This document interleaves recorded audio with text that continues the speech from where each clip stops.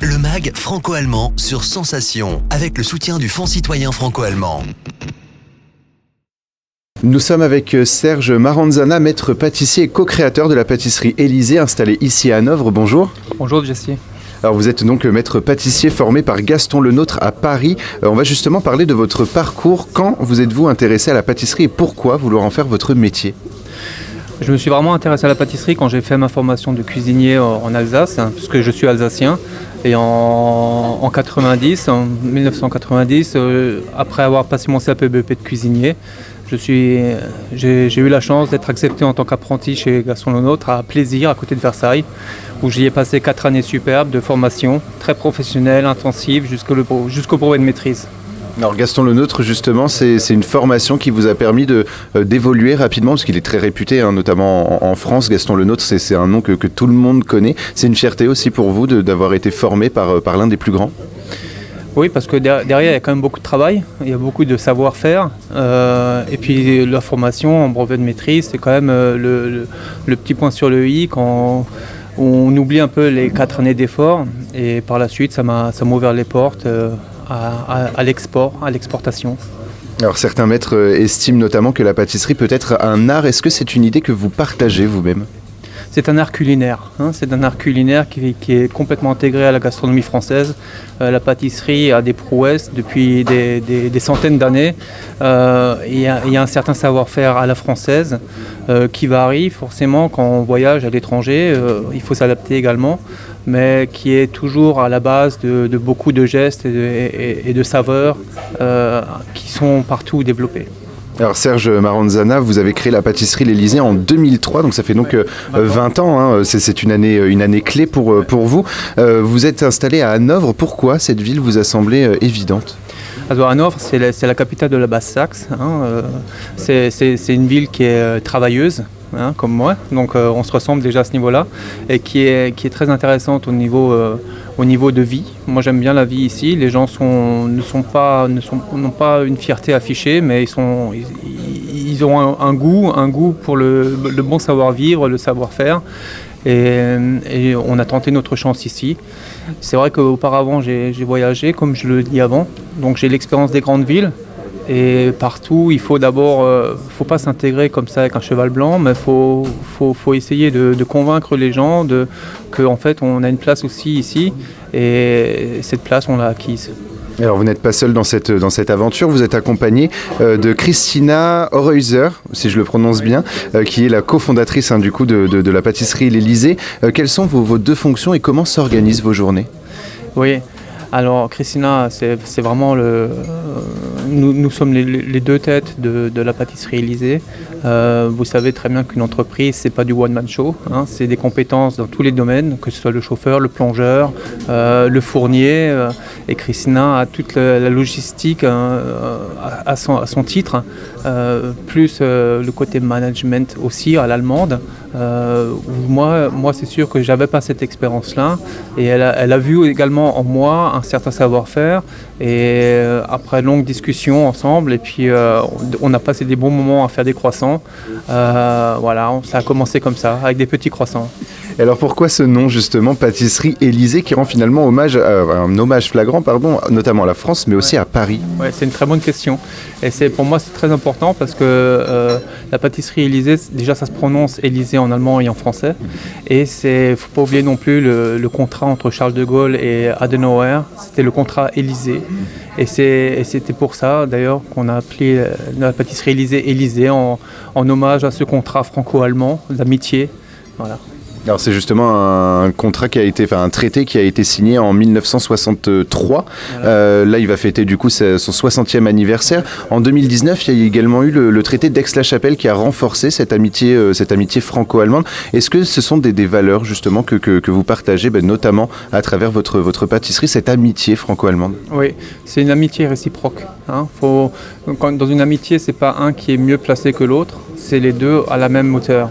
Et c'est pour ça qu'il faut bien comprendre. Moi, j'ai mis du temps un petit peu à apprendre la langue, mais quand on a compris la langue et les astuces de la langue, c'est sûr qu'il y a dans une langue, il n'y a pas seulement le parler, il y a aussi le savoir parler, et il y a aussi le fait de pouvoir prendre du recul sur le passé de chacun, sur la vie sociale de chacun qui est différente d'un pays à l'autre. Alors on va parler un petit peu de vos produits. Qu'est-ce que vous proposez justement au sein de votre pâtisserie? Est-ce qu'il y a des spécialités, enfin quelles sont les spécialités françaises que vous proposez? Alors, les spécialités françaises n'ont pas été en premier plan chez nous parce que les gens achètent ce qu'ils connaissent, et c'est vrai que pour tout le monde une tarte au citron c'est un mousse, hein, et ça doit y être, mais ici c'est déjà un produit exotique, donc on a commencé avec des produits de base, même la baguette, les gens achètent ici des boules de pain, pas de baguette, mais quand on a convaincu avec une qualité sur un produit qu'ils connaissent, donc le client, il faut lui donner aussi la confiance d'acheter autre chose, et cette confiance-là passe par le goût, et par le goût qu'on connaît déjà.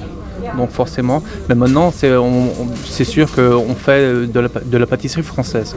Et quels sont justement ces produits que vous proposez aujourd'hui? Alors maintenant nous avons toute une gamme de chocolat fait maison, nous avons toute une gamme de tartes, tarte au citron, tarte à l'orange, tarte au chocolat, les éclairs, les pâtes feuilletées, les tartes feuilletées, on en fait beaucoup, et bien sûr les petits fours. Et on a pu le voir aussi en arrivant juste avant votre rencontre, des macarons dont les Français sont très attachés. Sur votre site, vous indiquez que les ingrédients et les recettes proviennent exclusivement de France. Pourquoi valoriser le savoir-faire français dans une ville allemande? Parce que les matières premières d'un pays à l'autre changent. À travers mes expériences, j'ai remarqué que mes recettes ne marchaient pas toujours du premier coup. J'espère qu'on entend. Parce que les matières premières sont différentes d'un pays à l'autre, que ce soit la qualité du chocolat ou la qualité des farines. Donc si on veut bien réussir, il faut d'abord bien se préparer, il faut trouver les bons fournisseurs, les bons produits, les bonnes matières premières. Ici on travaille que du beurre, on est une pâtisserie pure beurre, on n'a jamais travaillé de margarine. Les farines que je fais venir de France sont des farines pour les croissants et pour la baguette. Sinon nous utilisons quand même beaucoup de produits locaux.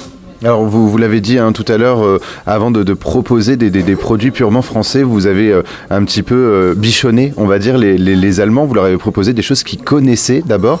Est-ce que là, aujourd'hui, finalement, la pâtisserie française est réputée? Est-ce que les Allemands viennent les yeux fermés dans votre pâtisserie? Les yeux fermés, oui, pour beaucoup. On est devenu une adresse connue sur la ville. C'est sûr qu'on a des projets dans le futur, on aimerait bien exporter plus de produits exportables, mais la qualité nous rappelle toujours à l'ordre, donc on ne peut pas exporter n'importe quoi, n'importe comment. Mais c'est sûr que sur les chocolats et les macarons, on aimerait bien encore se développer. On est devenu une adresse assez connue et reconnue, c'est surtout ça. Être connu c'est facile, mais être reconnu c'est plus difficile. Donc c'est une reconnaissance qui a duré quand même 20 ans, où on a fait beaucoup de gâteaux de mariage, donc des fois j'ai des enfants des mariés qui reviennent. Voilà, donc on est bien implanté en tout cas. Et pour vous, quelle est la pâtisserie la plus populaire finalement, la pâtisserie française la plus populaire en Allemagne? Est-ce que le croissant, par exemple... Le croissant est typiquement français, oui, tout à fait. Là, vous avez touché juste. Ouais, le croissant, c'est un petit peu c'est là-dessus qu'on va regarder, parce qu'ici en Allemagne, il y a beaucoup de boulangeries-pâtisseries qui essayent de faire des croissants.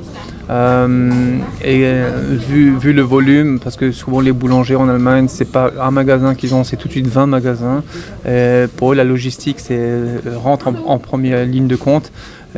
Alors que nous, on a un petit peu fait dans l'autre sens. On a d'abord regardé sur les produits, et c'est vrai que le croissant, c'était un petit peu mon cheval de bataille dès le début. On a commencé avec des croissants et de la pâte feuilletée. Alors vous avez évoqué un petit peu vos projets futurs. Alors justement, on va s'arrêter un peu dessus. Là, vous avez 4 pâtisseries en tout dans Hanovre. Est-ce que votre projet, c'est d'en ouvrir d'autres dans les années futures?